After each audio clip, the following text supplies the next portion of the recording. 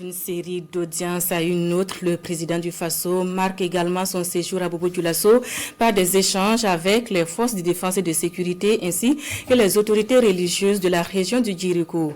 Deux rencontres, un même message, tenir le front, renforcer la cohésion nationale et maintenir la mobilisation autour de la reconquête de la paix et de la souveraineté du Burkina Faso. Jérôme Tendano. Le président du Faso enchaîne les audiences stratégiques ici à Bobo-Dioulasso. Avec cette délégation des forces combattantes, ces piliers de la résilience nationale, il est question des activités opérationnelles sur le terrain de la reconquête de l'intégrité du territoire national.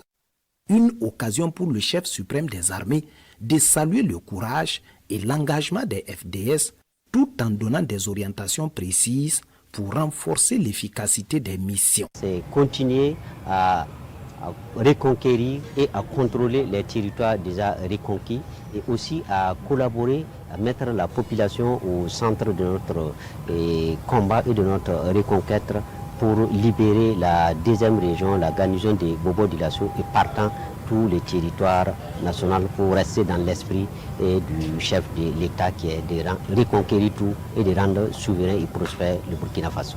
Après les instructions du chef de l'État, nous restons fidèles et engagés pour la reconquête et à remplir toutes les missions qui seront confiées à nous, les FDS, avec mes collègues. Nous sommes engagés et disposés à accomplir toutes les missions pour le bonheur de la population.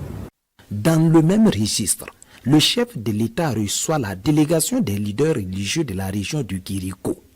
Un tête-à-tête empreint de spiritualité et surtout d'espérance.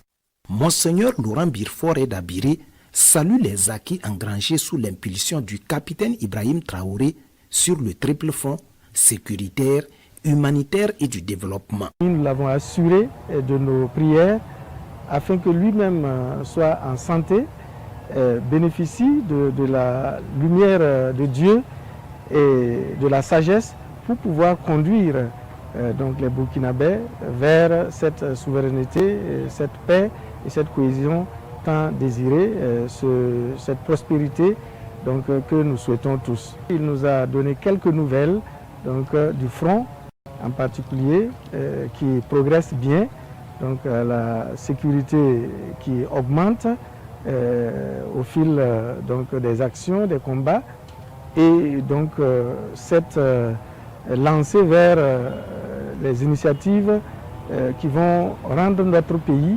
autosuffisant, souverain et libre. Donc son Excellence a souhaité que nous puissions continuer à conduire, à sensibiliser, à éduquer les gens afin que leur cœur, leurs âmes, leur esprit se tournent vers la construction de ce pays. Le président du Faso saisit cette occasion pour renouveler son appel à la contribution de chaque Burkinabé selon ses moyens, afin de construire un Burkina nouveau, uni, sûr et capable de relever tous les défis de son développement.